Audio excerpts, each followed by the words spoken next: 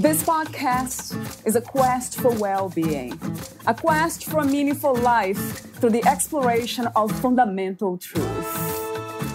Enlightening ideas, insights on physical, mental, and spiritual health. The inspiration is love. The aspiration is to awaken new ways of thinking that can lead us to a new way of being well. Welcome to Body, Mind, and Soul Healing Conversations.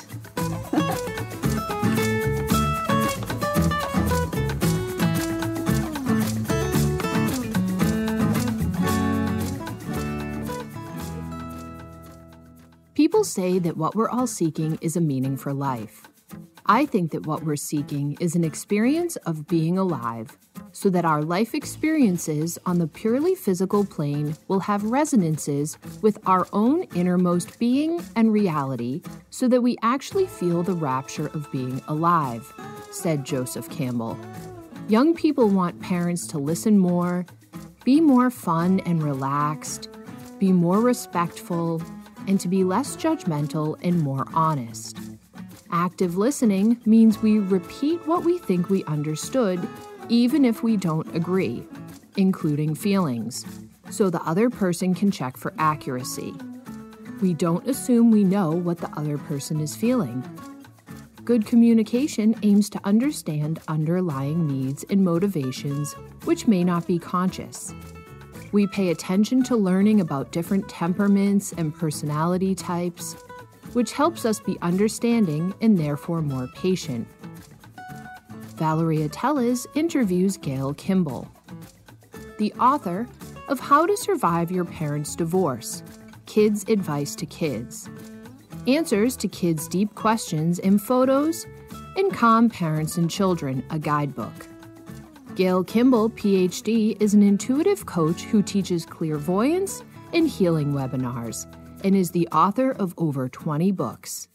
They include other titles for parents and kids: 50-50 Parenting, The Teen Trip, The Complete Resource Guide, Your Mindful Guide to Academic Success, Beat Burnout, Everything You Need to Know to Succeed After College, and Climate Girls, Saving Our World. Other titles include Essential Energy Tools, How to Develop Your Clairvoyant and Healing Abilities, illustrated with videos and CDs. Mysteries of Reality, Dialogues of Visionary Scientists, Mysteries of Healing, Mysteries of Knowledge Beyond the Sense, and Quick Healthy Recipes. Gail has been a college professor most of her life. She's also a ballroom dancer. She invites you to check out her YouTube channel. Meet Gail at gailkimball.info. Here is the interview with Gail Kimball.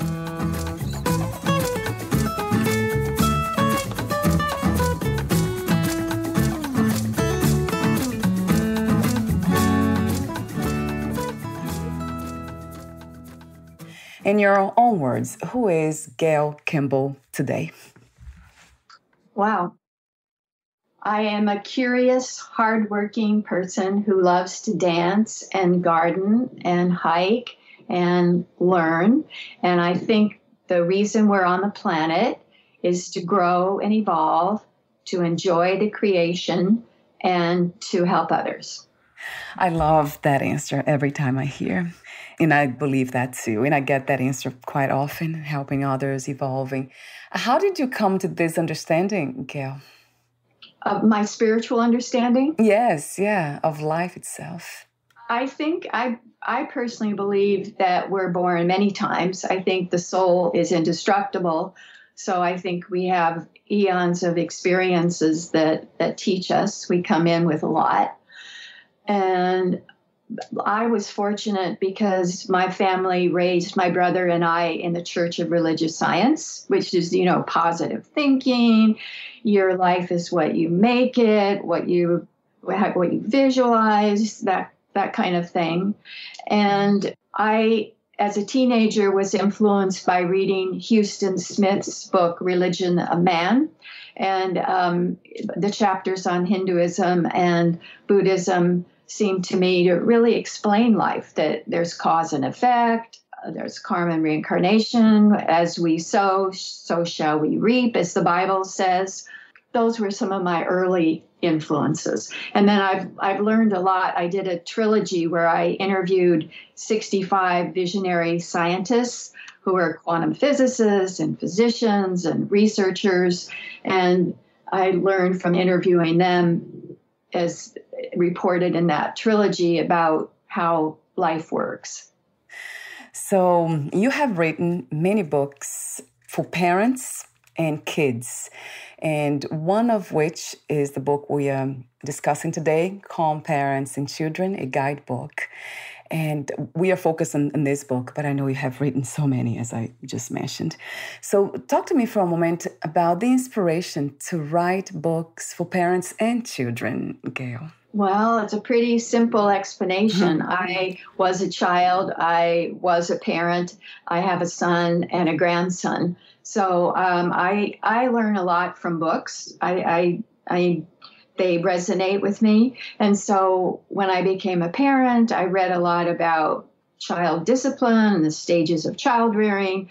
And I wanted to share what I learned from interviewing parents who share. So I did 50-50 parenting, 50-50 marriage. And I learned a lot from those couples in terms of how they make equitable division of labor and how they help their kids be all that they can be. That sounds like a fascinating research to engage in. So I have lots of questions for you about this book, but the two initial ones, they are open questions. What is another word for parenting from your perspective? Teaching, guidance, limit setting, inspiration, creating options, mentor. Yes. And another question is, what wish or value do all children share?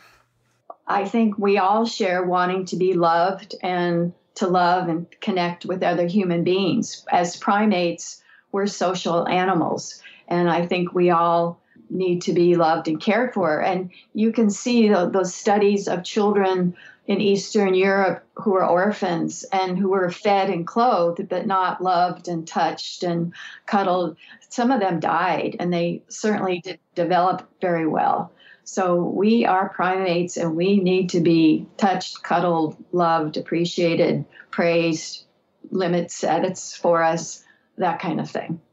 And the touch, that's interesting how we easily forget that, to kind of give that love to ourselves. I talk a lot about self-love and how important it is. Do you believe that it could be the primary practice in loving others?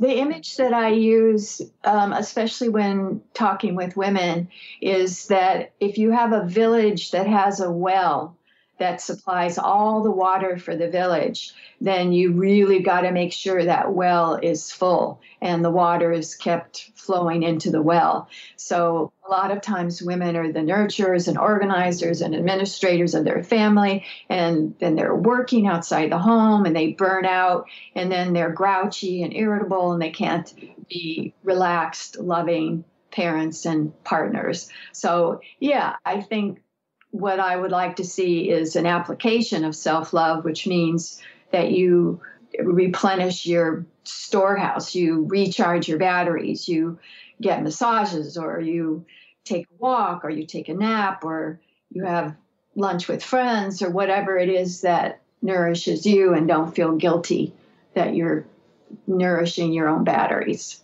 Yeah, that's a beautiful advice for all of us, me included. I thought about the massage. That I remember an experience with that. It was incredible. I was crying during the massage session because the body was being neglected for so long that when received that kind touch, it's just burst into tears, and it couldn't even hold or conceive what was happening. It was almost like grieving, like instant grieving. That was an interesting experience. It was many years ago, but I do feel like this is a daily practice, right, Gail? It's something that we do even from moment to moment, even. Not just daily, but it's something to be aware of. Yes. Now talking to you, I'm aware of the body and I touch my heart and I put my hands together. And that helps to connect better with you and my guests.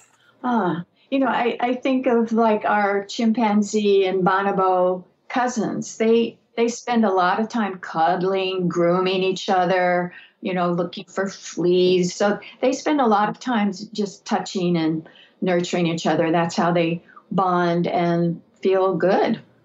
It makes so much sense. And that's not just something that makes sense from a concept that we have created from nowhere. It's actually scientifically proven, or like you said, it can be seen in the history of human beings, how important it is. And that's why I think it's really important that parents read to their children every night before bed, because when you're reading a story, you're cuddling.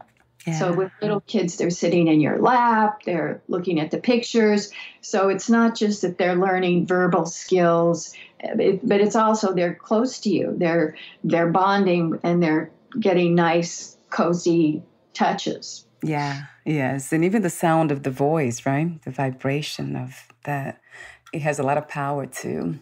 Before I ask you more questions about the book, Calm Parents and Children, talk to me for a moment about the book, Answers to Kids' Deep Questions in Photos. Well, I wanted to do this for my grandson and other kids. He's now 11. And what I did is I asked children around the world and young people, if you could ask questions of the wisest person on the planet, what would you ask her or him? And so then I took some of the most common questions and then I answered them with pictures. Like a question is, what is God? And the answer is, God is patterns in the universe. And then I have a picture of a spiral galaxy, a spiral in a shell, a spiral in a rose.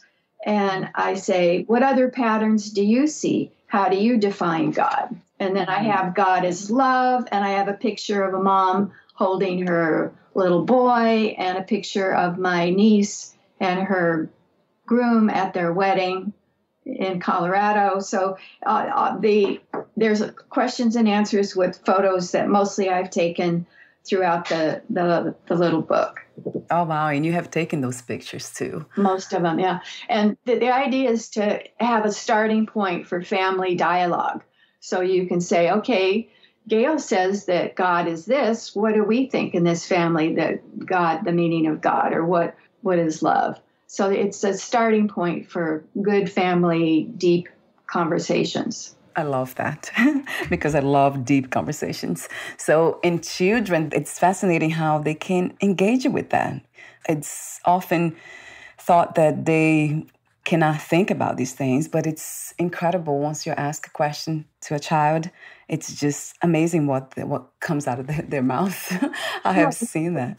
The things that surprised me is I asked questions of over 4,000 young people, more teens than elementary school age, from 88 countries that I reported on different books. And what surprised me is a lot of the young people asked, what happens after death?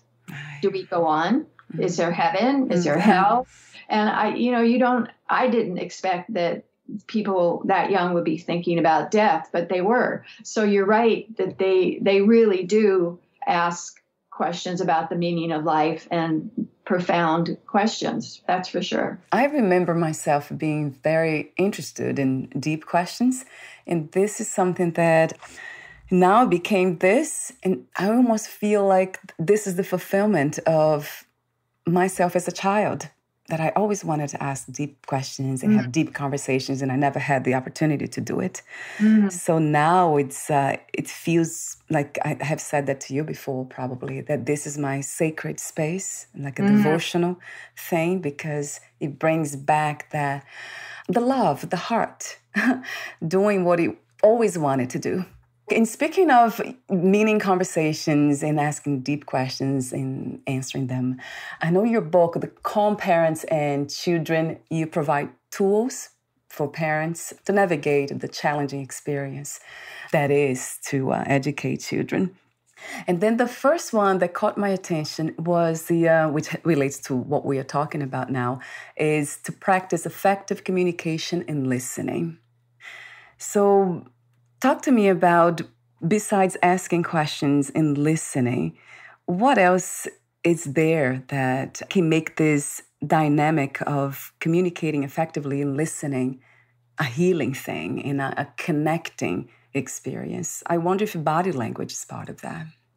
Well, what I think about is that the concept of mother deafness. And I know that certainly happened in my family. Dinner's ready. Okay. Dinner's ready. Okay. Dinner's ready. Okay.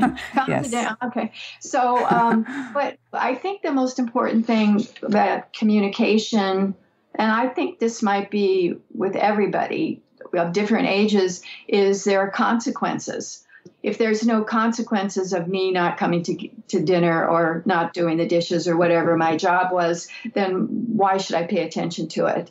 So I really emphasize in parenting, and I've taught junior high, high school, college, that the importance of not talking sometimes, of being quiet and letting the consequences take effect. I know when I was teaching junior high, if the class got noisy, I would just stop talking. And really very quiet voice. And then they would listen to what we were going to do next. So Children the Challenge by Dreikers is kind of a classic book where he talks about let consequences be the teacher, not lecturing, which kids don't listen to, especially boys don't listen to. So if the family rule is, if you want your clothes washed, they need to be by the washer in this dirty clothes hamper. If your clothes aren't there, they don't get washed. It's real simple. If our rule is you're home to eat dinner at 6, if you're not there at 6, then your dinner is cold. So consequences are more powerful than nagging, repeated phrase, whatever. And I think also what's important about communication is a lot of times it's easier to criticize, and that's not just for kids, but for our partners. Why didn't you do this? How come you did that? Why did you get a C on this exam and whatever? And so I think it's important in any relationship that we have more praise than criticism and blame and fault giving. And then we know from behavior modification principles that it's good to reward good behavior and kind of ignore what they call extinct bad behavior. So I'm a big fan of consequences, praise, and having fun. Masters and Johnson talked about pair bonding, PAIR, is based on the shared memory of good times. And that's not just true for couples, it's true for families. So I think it's really important for families to have regular fun events as part of their family routine. And I also think it's good to have regular family meetings where people talk about what's going on, and that they should always end with praise and appreciation, so it's not a dreaded event. Oh, I love that idea.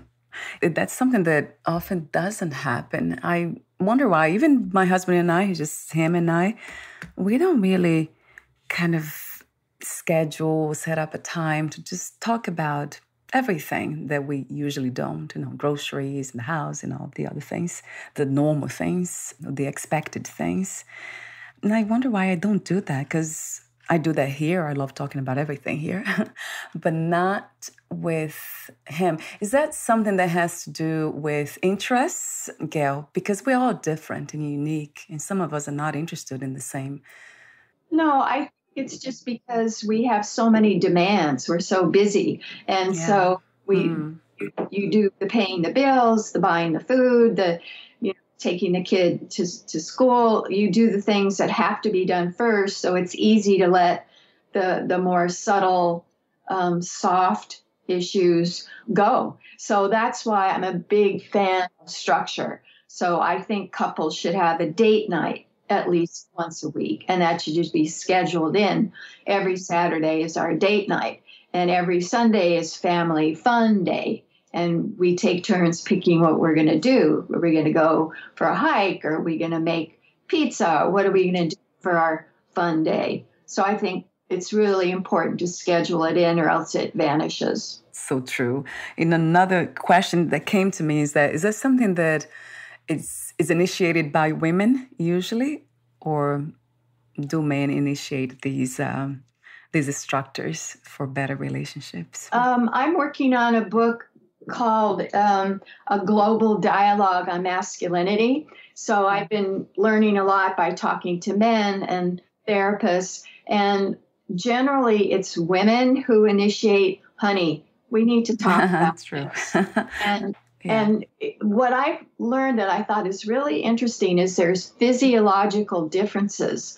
So it's harder for men to have these emotional discussions. They get what John Gottman, who's an expert in couples and love and marriage, calls flooding.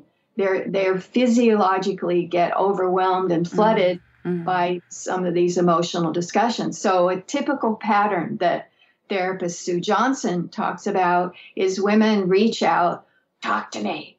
And the man pulls back, and then she gets more angry because she feels he's not connecting with her. And then her anger makes him pull back more, and it becomes a vicious cycle.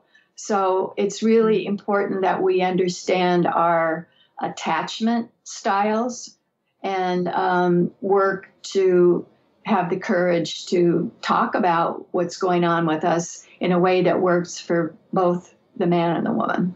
But these interests, the interest of growing the relationship and expanding a relationship usually comes from women. I have seen that. I mean, with myself, I have experienced that so many times. And I wonder why. Are we more sensitive?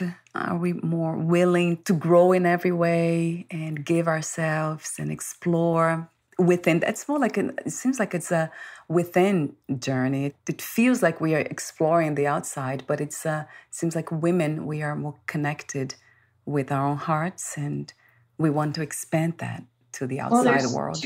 Two things going on. One is we socialize, we train boys and girls very differently. So we tell boys, don't be like a girl, don't cry, don't show your vulnerability. And then we somehow magically expect them to be an adult and be vulnerable and talk about their feelings when their whole life they've been told, don't cry, don't be like a girl. And then there's a recent UCLA study that showed that in a stressful situation, women tend to bond and befriend. So if I'm stressed, I'm going to call you up and say, Valeria, I just had this difficult thing happen. Let me get this off my chest. Let me bitch about it. And men don't do that as much. They tend to want to fight or flight. So I'm going to be aggressive, or I'm going to get the heck out of here. So it's everything that we do is a combination of our physiology and our role socialization. And it's probably much more how we're raised than it is our physiology and hormones and all that. So true. Yeah. Thank you for saying that, Gail. Because sometimes we tend to praise ourselves too much or gender, but it's actually, it's a human thing, isn't it? Conditionings, there are so many factors that play a role when it comes to behavior.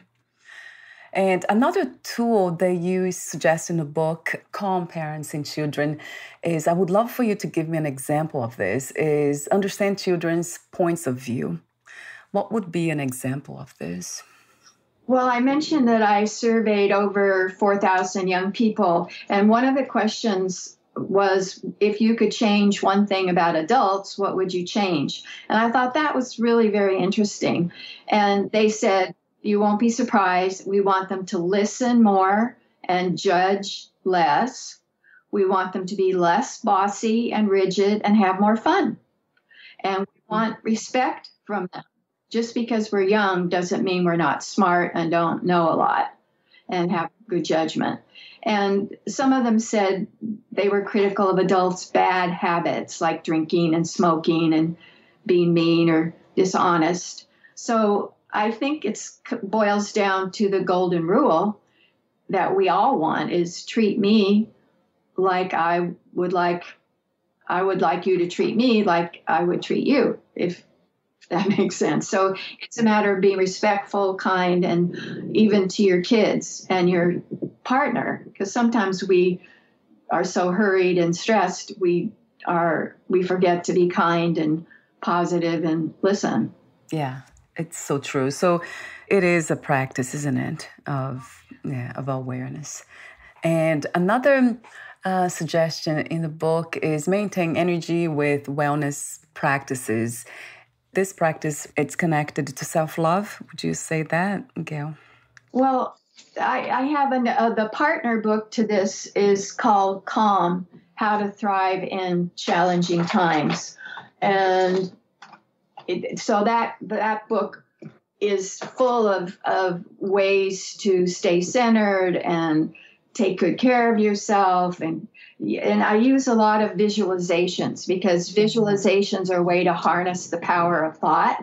And we know that thought is extremely powerful, and visualizations focus it. So I give all kinds of visualizations about how to ground and center, achieve goals, protect your space, that kind of thing. Yeah, that is chapter 5. It's illustrated in a CD called Kids Mind Power, right?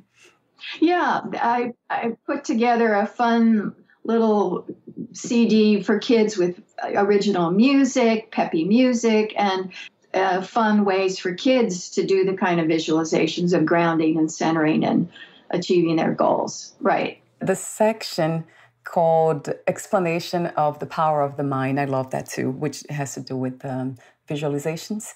And then another session in your book that caught my attention was stress reduction and resilience. That's where you offer so many suggestions and techniques that includes music, breathing, meditation, movement, massage. Boy, I've been thinking about massage. My neck hurts.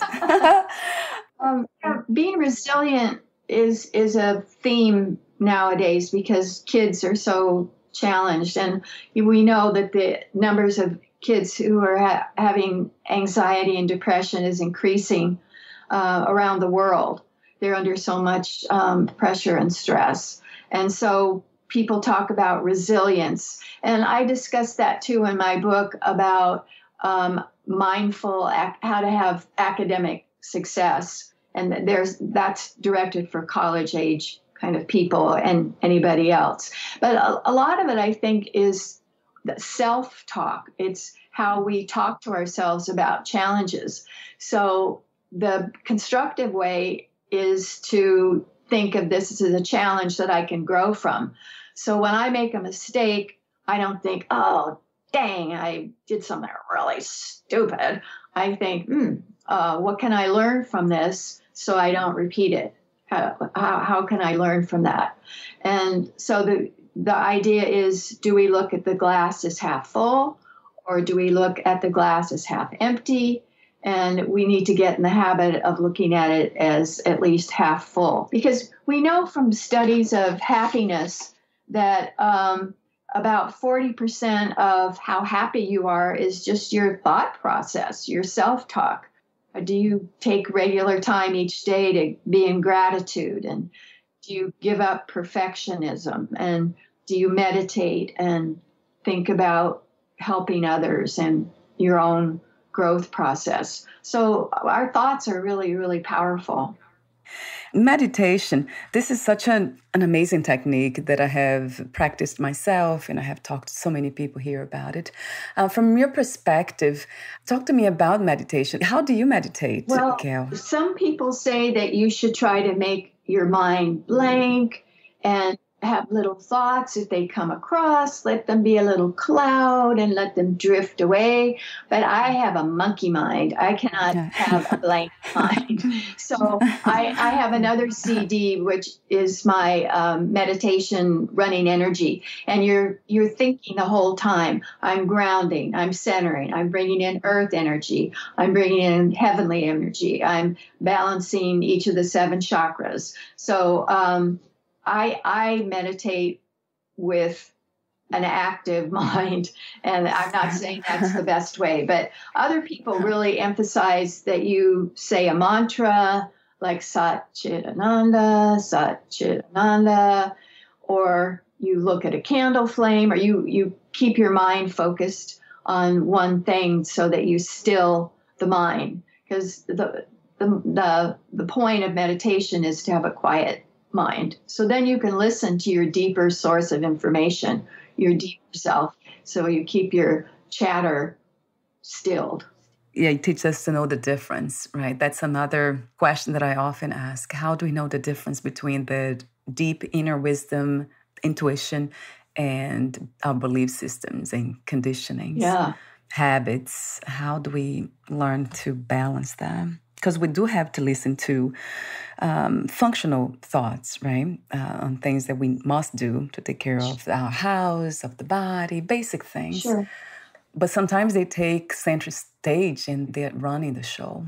And now we are not having we don't have the attention, we don't give attention to the deeper earnings.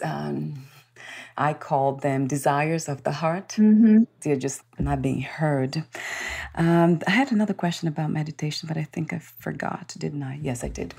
So another question I have for you is about the events in 2020. How did they influence parents within this challenging experience to teach children, educate children to be peaceful and calm human beings? Well, I think the most stressful was not having kids in school. So it was hard for kids and parents to try to have parents working from home and kids trying to do schoolwork from home, and people got on each other's nerves and got impatient with each other, didn't have breaks from each other. So to me, that was the big challenge. But then I think any kind of political event, current event, can be a discussion for the family. Why do you think those people on January 6th were so violent and took over the Capitol building? And who should be responsible? And should they be punished because they thought they were saving the USA and the proper president? So I think anything like that can be a food for thought and a way to discuss our family values and what's right and wrong and how do we make decisions about our values. So, yeah, definitely it was a challenging year. Plus, of course, the fear of COVID and little kids trying to go to school with masks on and keep 6 feet from each other. You're right, it was a challenging year. But we know from resilience that we look at challenges as opportunities for growth. What a beautiful way of navigating this reality, if we can do that every time. Creativity comes to mind when I think about resilience, becoming more creative. How can I do this differently? How can I think differently? A good point. It always helps. Another question, we're almost at the end and I have too many questions. It's about something that you mentioned in the book. You say parenting is difficult in a country without good childcare, flexible work hours, and other social supports. How does culture influence parenting? You know, it's a huge problem because the U.S. is the only industrial nation without paid parental leave and affordable childcare. So it stresses parents out and it puts more conflict and disharmony into the family. There's a Finnish woman named Anu Partanen, and she married an American and came to live in New York. And she was so surprised that people were so stressed. And all the studies of happiness show that the Scandinavian countries and sometimes Switzerland and sometimes Canada are much happier because they don't have to worry about who's going to take good care of my child or my elder, or how am I going to afford this surgery that I need when, I don't have adequate health insurance. So it's extremely important. And I'm so sad that people like Senator Manchin from South Dakota are against paid family leave. And he said, I have to do research on it. I mean, it's been known for decades that the Scandinavians have a model of really good family supports. And like in Canada, the fathers spend much more time with their kids than they do in the U.S. because they have paid parental leave. And for my men's book, I interviewed an Icelandic professor, and he points out that in their studies, men who took parental leave, which is most, have much better marriages and maintain closer contact with their children. So the whole business of social support structures is huge, and we're really stressed and dragged down by not having them in this country. And I can't believe that we're not going to pass the Build Back Better Act that would provide some of those supports. It's really tragic. I know. And that goes for every state in the United States, Gail, or just some of the states? It should be that there should be a national policy that, like in Sweden, you get a year paid leave, and they designate, and it has to be used by the dad this many months, so that the dads will take it. So some corporations provide paid leave, but there's not a federal mandate that you have to. So can you imagine having a C-section or trying to nurse a baby, and you have to go back to work in full time in a few weeks? I mean, that's just crazy. Yeah, it is overwhelming. It has to be. It's interesting. It's not acknowledged, women's needs. That's something that we often don't talk about here, but that's political, I guess, but it's a human thing that's not being acknowledged, a human basic need. Childcare is enormously expensive. Like infant care is as much as sending a kid to a good private university. So that means if you don't have a lot of money, you don't get good childcare and your kids suffer. So no wonder why Americans are very stressed out, anxious, right? Yeah. They have a lot of issues, mental issues. And aren't happy. Yeah, what can we do about that, Gail? It says something that has something been actually done, some activism or projects. Do you know anything that has been done or it is in progress at this moment?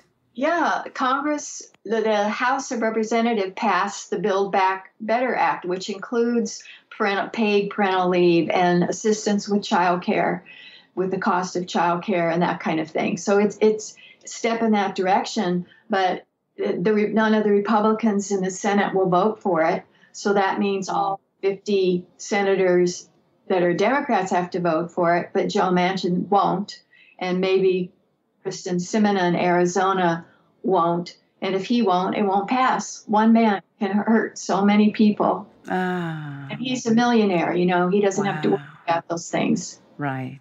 And I don't know what to say because, like you just said, one person can hurt so many. Yeah. To office who were supportive of these kind of programs. I mean, we can vote, but we definitely have the power to do that and give money to people who support those kind of programs who are running for office. So we have power as voters.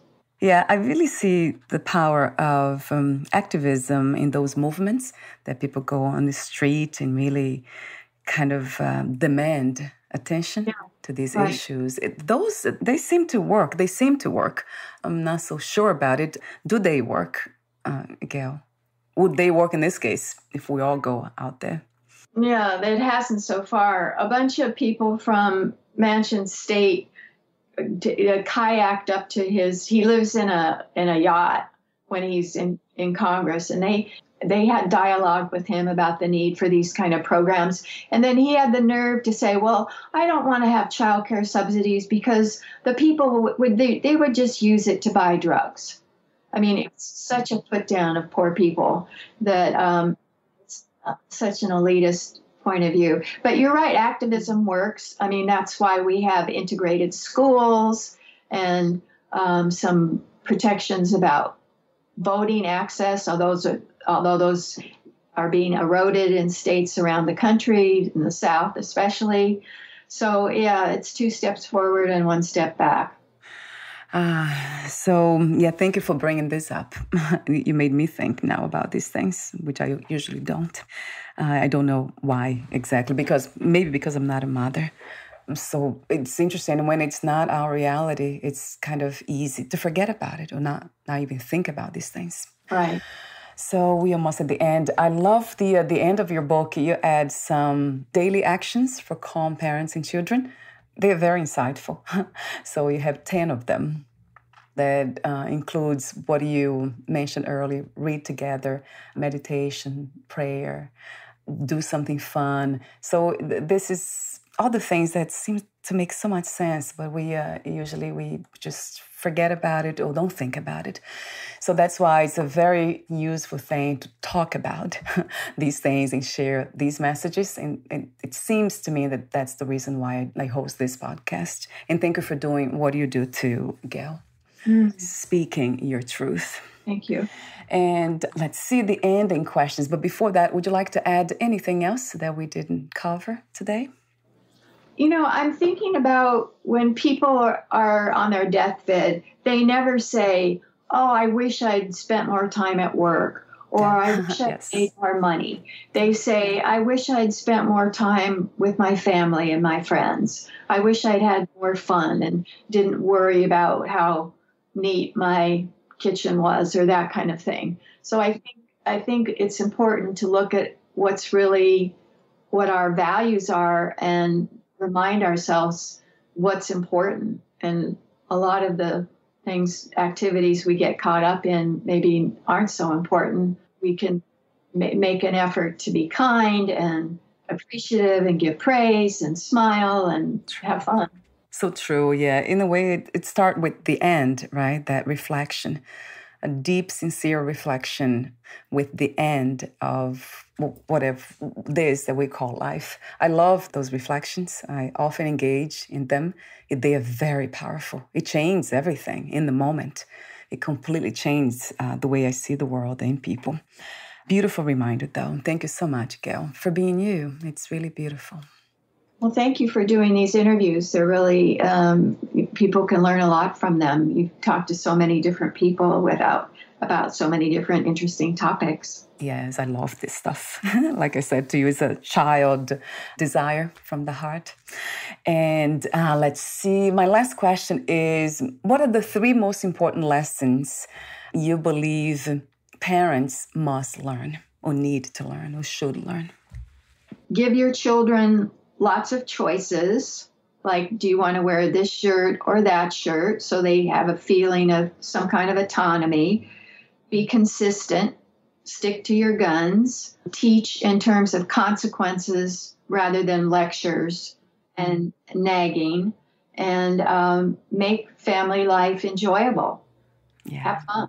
Yeah, going back to fun, I agree. So true. Thank you so much again, Gail. And before we say goodbye, where can we find more information about you, your books, products, services, and future projects? The website is www.gailkimball.info/bookstore.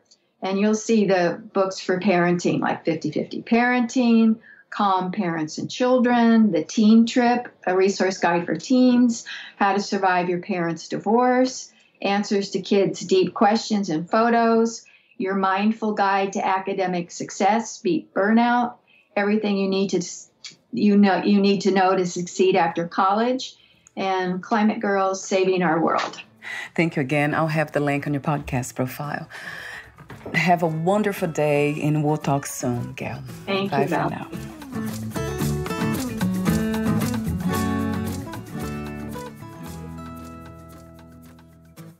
Thank you for listening. To learn more about Gail Kimball and her work, please visit gailkimball.info.